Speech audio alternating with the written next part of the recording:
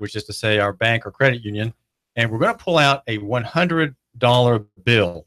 Or we can do something maybe shockingly different, and that would be draw out 2 green rectangles with 50 written on each one 8 times, and the portrait of General Grant, former President Grant, on the front. Now, this is, in a way, this is kind of a revolutionary act, and I want to explain why, or I'll have some help explaining why this is a shocking and revolutionary thing, because, and it's because our whole economy has tended toward the abstract. It has tended toward digital references to money, so-called money.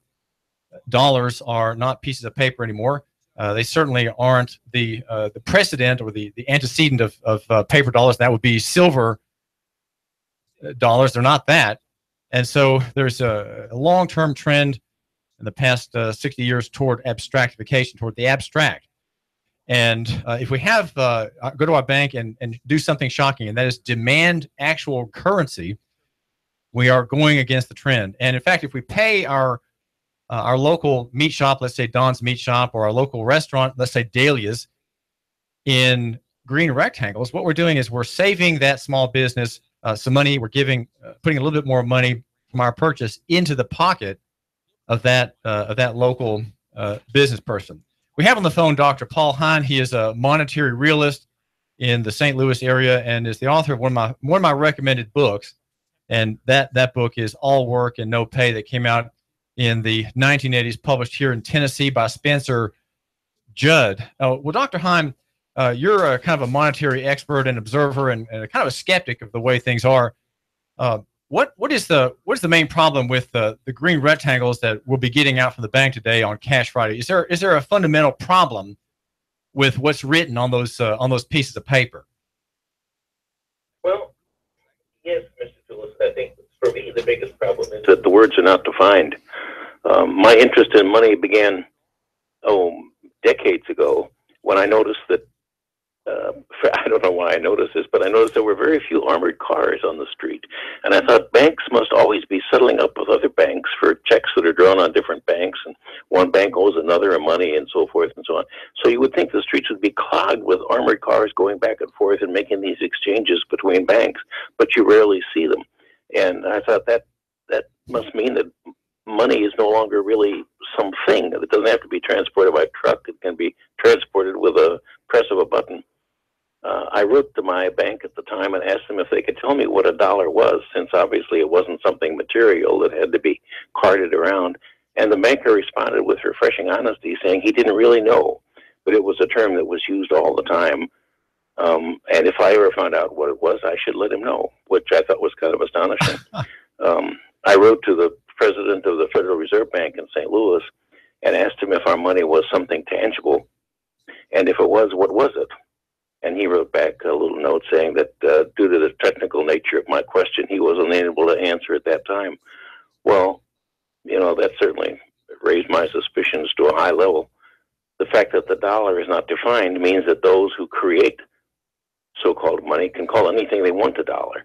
First, it was a coin of silver, but that wasn't so good because those, were real and had to be produced. Then there was paper money or cash money, which they could print as many as they want. They print $1 on it. People thought, well, this is $1. And then it finally came to be down a bank entry, which is nothing but a number written in an account somewhere. And that's $1.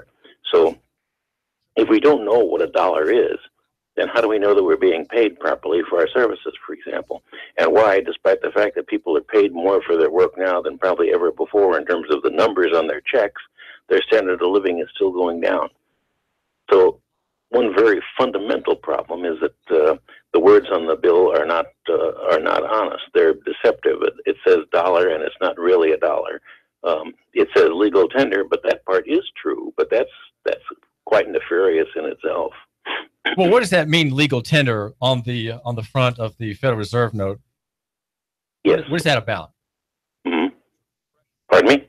I was asking, what is it about where it says this note is legal tender for all debts, public and private? That's right between the United States Treasury seal, the Federal Reserve seal, and the number 50 at the bottom left-hand corner of my $50 note. What does that mean? The tender means to offer, like you tender congratulations or tender not against the law.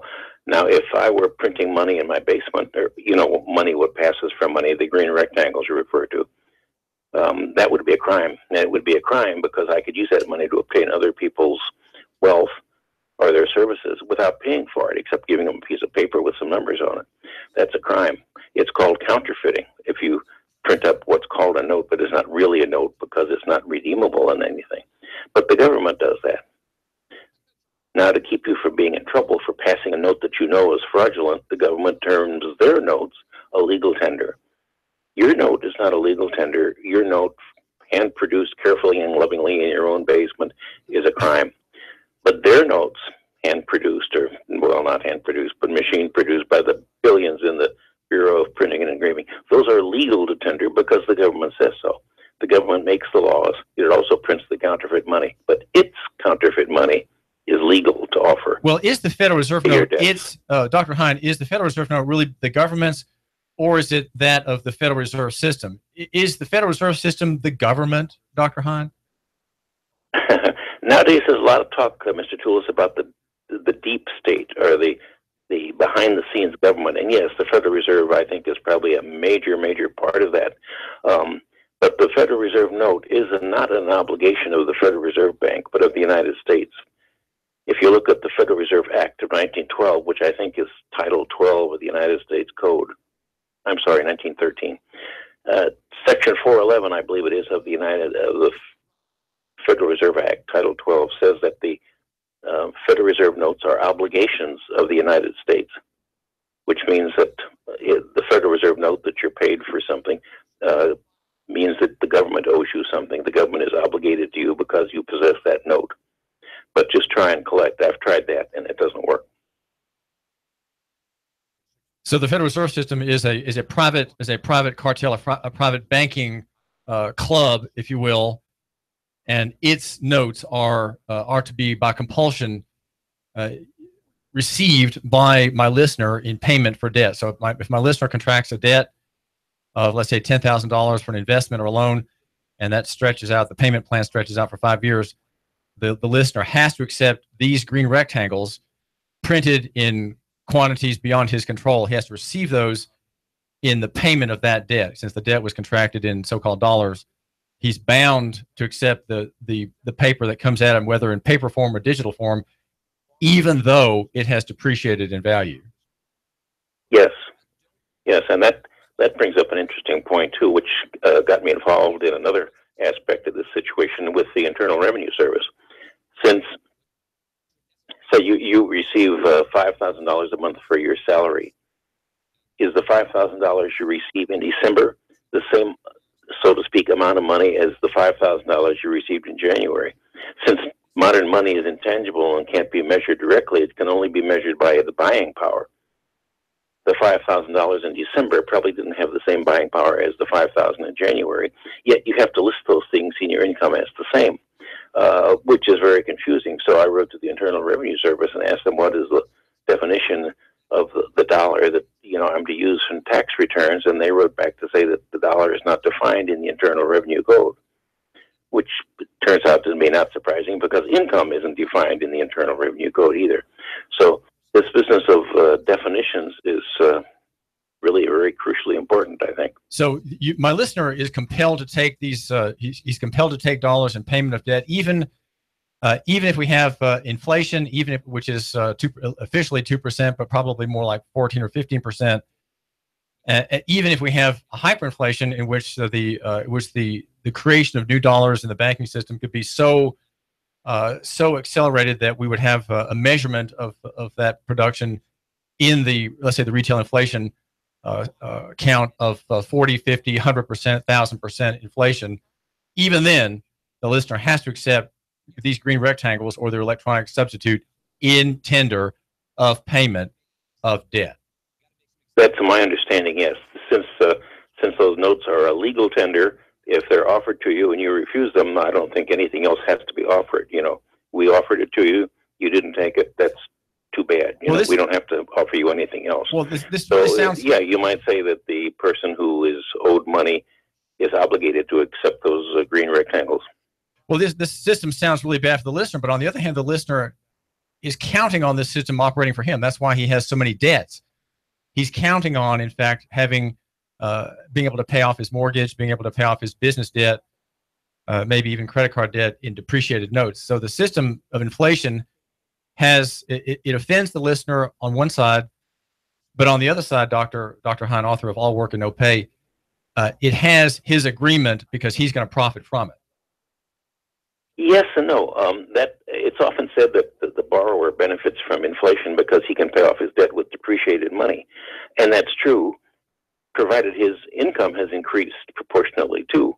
If he's, for instance, on a fixed income and he has to pay, say, $1,000 a month, yes, it's true the dollars that he's paying off are worth less than the dollars that he received, but that doesn't make it any easier for him because as the income stays the same and the price of everything goes up due to inflation, he doesn't really benefit by inflation as much as he thinks he might, even though he is paying it off with depreciated dollars. Now, the problem a monetary realist like you has with the fact that we have these bills circulating in local economy here in Chattanooga and Hamilton County and Tennessee and in every other state and really around the world, the problem is that the words on the bill, of course, refers to a legal instrument. The words on the bill don't refer to something real. Is that the bills pretend to look like a real bill, but this that I'm holding in my hand here on YouTube and on Facebook, these are not, these 50s, 1s, 5s, and 20s, these are not real bills.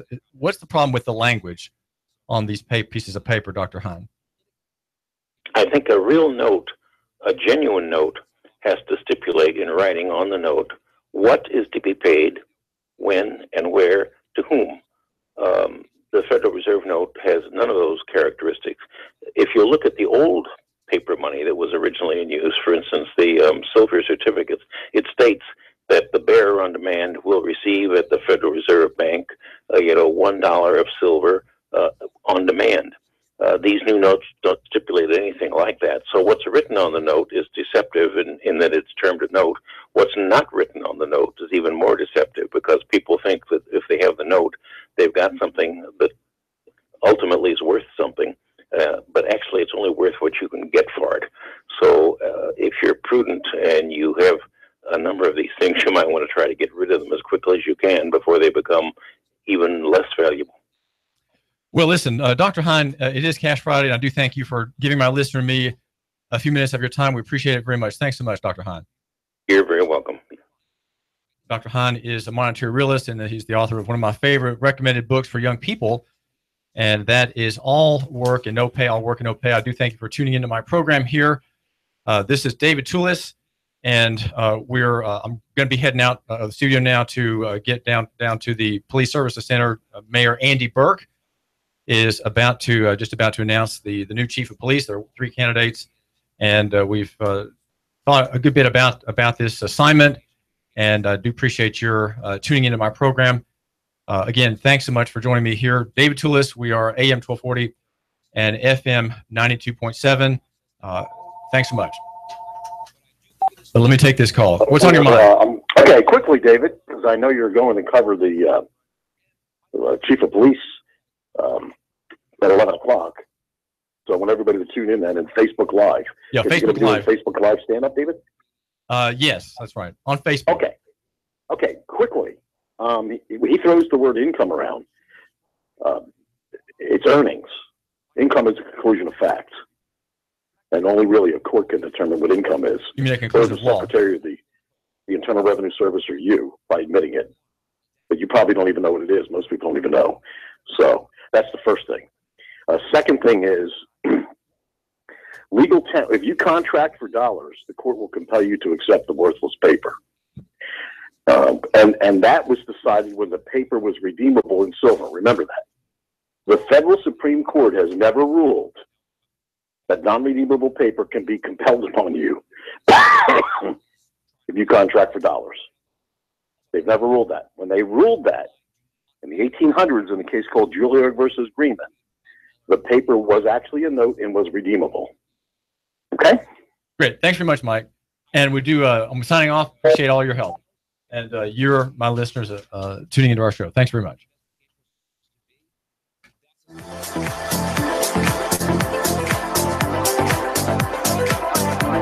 Outdoorsman.